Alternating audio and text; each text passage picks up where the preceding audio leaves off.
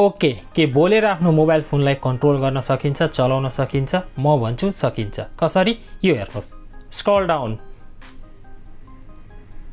Scroll down,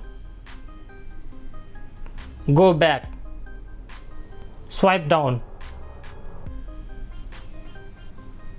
click wifi,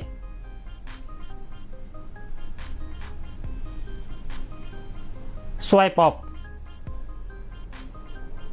open Facebook, swipe up, click photo, 1, go back, scroll down, like, comment, nice photo, click send, go back, go back. Okay, जस्तै कि साथीहरु तपाईहरुले यहाँनिर हेर्नुभयो, मैले तपाईहरुकै अगाडि यो मोबाइल फोनलाई नछोइकन आफ्नो भोइस कमान्डबाट मैले चलाएर देखाएँ।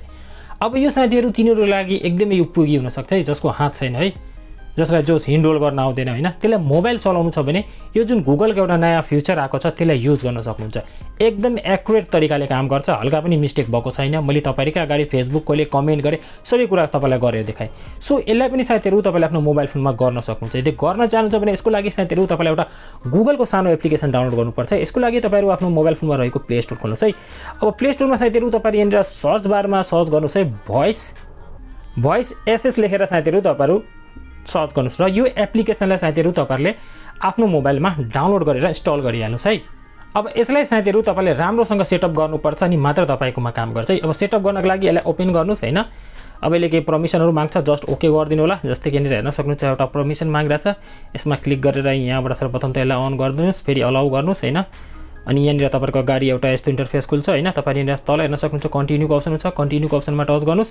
त्यसपछि यहाँनिर केही नियम कानुनहरु हुन्छ हैन, यसको त्यो पढ्न सक्नुहुन्छ। त्यसपछि यहाँनिर तपाईहरु के गर्नुहुन्छ, यो सेकेन्डको अप्सनमा टच गरिदिनुस्, फेरि कन्टिन्यूमा क्लिक गर्नुस् है।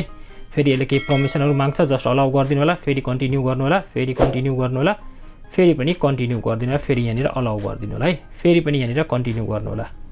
ओके, अब यहाँनिर तपाईहरु फिनिशमा क्लिक गरिदिनु होला। यति गरिदिनु भयो भने साथीहरु तपाईको सम्पूर्ण काम सकियो है।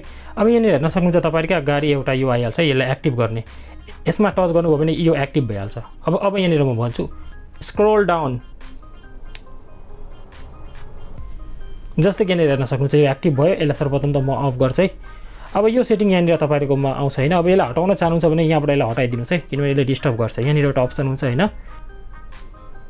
यसलाई यहाँबाट अफ गरिदिनु भयो भने त्यो सिस्टम हटिहाल्छ। अब यसलाई एक्टिभ गर्नु छ, तपाईलाई युज गर्नु छ भने फेरि स्क्रल डाउन गर्नुस् हैन, यसमा टच गरिदिनुस्, यो एक्टिभ भइहाल्छ। ओपन फेसबुक, हेर्नुस् कति मजाले यो ओपन भइसक्यो है। यसरी साथीहरु तपाईहरुले यो सिस्टमलाई युज गर्न सक्नुहुन्छ हैन, आफ्नो भोइस कमान्डबाट आफ्नो मोबाइल फोनलाई चलाउन सक्नुहुन्छ। र यति साथीहरु आजको यस भिडियोमा, र थुप्रै कुराहरु छन् जुन तपाईले आफ्नो भोइसबाट गर्न सक्नुहुन्छ है। यसको बारेमा पनि मैले एउटा भिडियो बनाएको छु, मैले लास्टमा राखिदिएको छु। तपाईहरुले हेर्न सक्नुहुन्छ, दुईटा भिडियोको लिंक देखाइराछ, तपाईले हेर्न सक्नुहुन्छ।